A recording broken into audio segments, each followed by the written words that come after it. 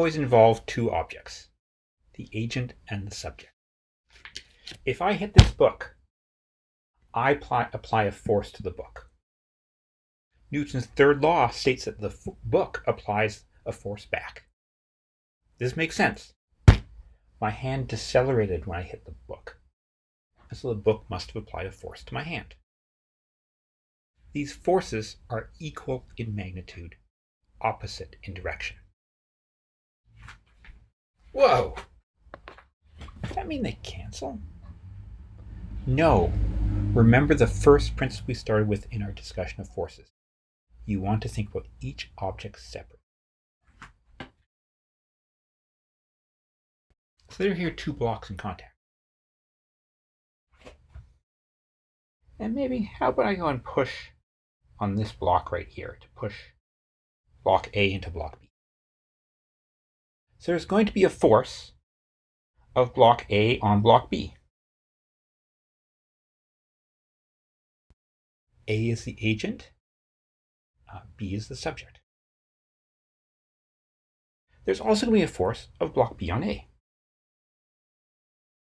Newton's third law states, however, if I am analyzing block B,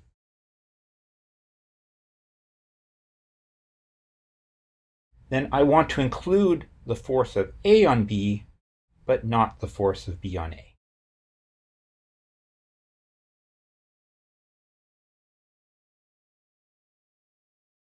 Now there's one place these forces might cancel, and that's if I decide I'm going to treat this entire system of two blocks as my system.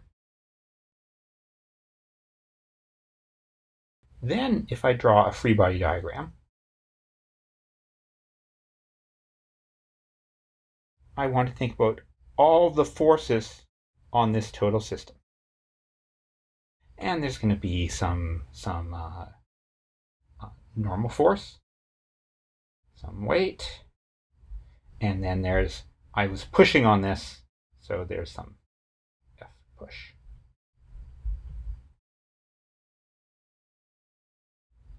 Well, here again, I don't need to include these two forces, the force of A on B, the force on B on A, and there's two ways to do the reasoning. One reasoning is that I just want the external forces acting on the system. I don't care about the internal things that are happening. So this pen here is made up of atoms. There's forces between those atoms. When I draw a free body diagram for the pen, I don't need to include all of those.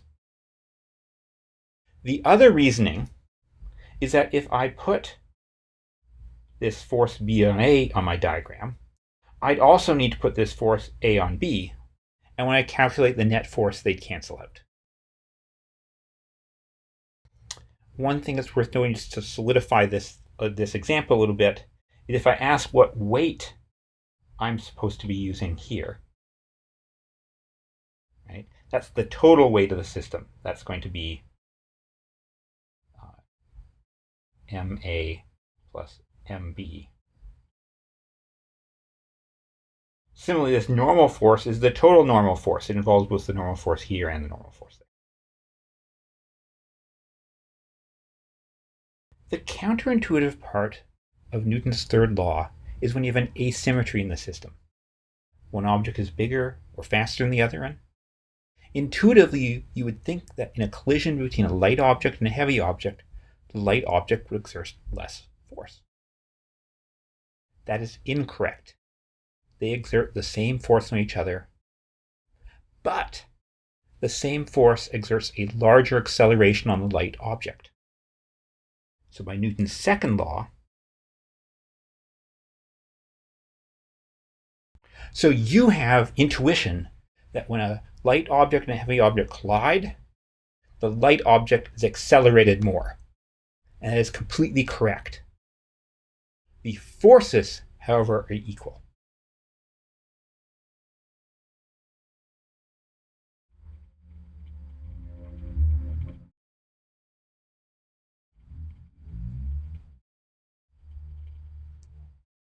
The other counterintuitive thing is about agency. When I push on this book, I understand how I can apply force. I have muscles, I have a brain. But by Newton's third law, the book pushes back. How does it do this? And how does it know that it's supposed to push back with exactly the same force that I pushed on it? We actually already talked a little bit with the microscopes of this situation.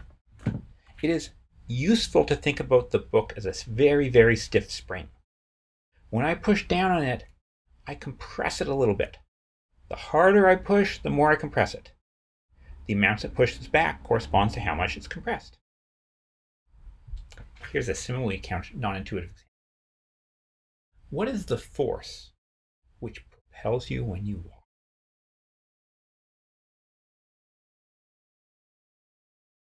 Think about it a minute. If I draw a free body diagram,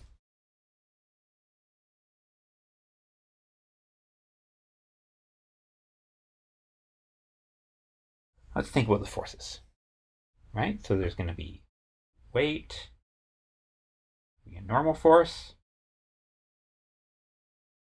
There must be a horizontal force if I'm accelerating, I'm running. The only thing that can be applying that is the ground. So it's a contact force. We call the contact force, which is parallel to the surface, a friction force.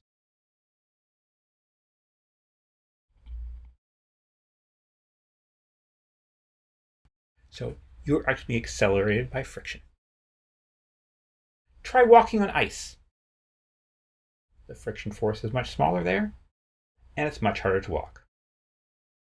If you want to run faster, you get better running shoes. One purpose is to increase friction. The friction force is the third law partner to the force that I exert on the ground. It's the energy from my muscles that propel me forward. The actual force, however, is from the ground on me. To make this example even more crazy, you can ask, is this static or kinetic friction? If we were in a lecture hall, I would ask you to vote on it.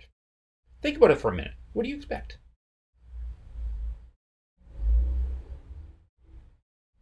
The answer is that it's static friction.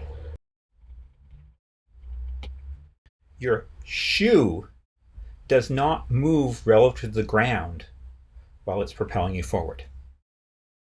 We did an example of that, analyzing a motion diagram for a foot when it's walking. Similarly, a car is propelled by the friction force from the ground. The energy comes from the engine burning gasoline, and like the walking example, the force that propels you forward is the third law pair to the force that the tires exert on the ground. If you have better tires, you have higher friction, you can accelerate faster. There are other examples where Newton's third law is involved. Take a rocket. A rocket pushes gases out, and the third law pair pushes back. There actually exist animals that do the opposite. They suck in water with their mouth, and then the third law pair propels the atom forward. This is used for feeding. Here are a couple videos. There are a couple videos in the transcript, and I'll show little snippets of them. But they're longer videos, and you can see them. Watch them yourself.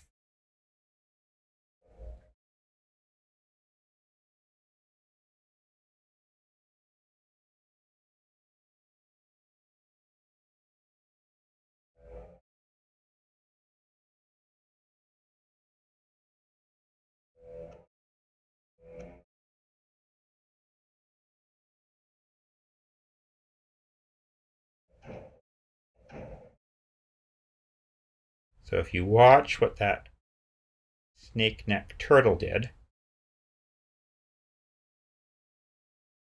it opens it. Let's get to where it opens its mouth.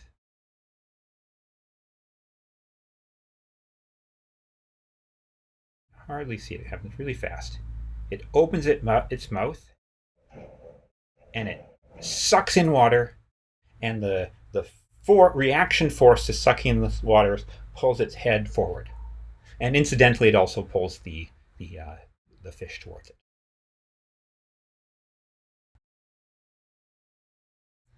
Here's another example with frogfish. So frogfish also use Newton's third law to jet around. They suck in they suck in water and get pulled towards their prey. They do the opposite too. They also push water out and then get like a rocket. This episode was brought to you by CuriosityStream. At the bottom of warm seas all over the world, a curious creature waddles along. It is a fish, but its slow movement, stubby pectoral fins, and huge head give it an almost amphibian appearance. This is the incredible frogfish. Yeah, so you saw right there that feeding behavior where it snapped that fish. Part of how it was able to do that really fast bite is it sucked in water and that pulled it forward. So that's probably enough for this video. We'll follow up with a little more numerical example.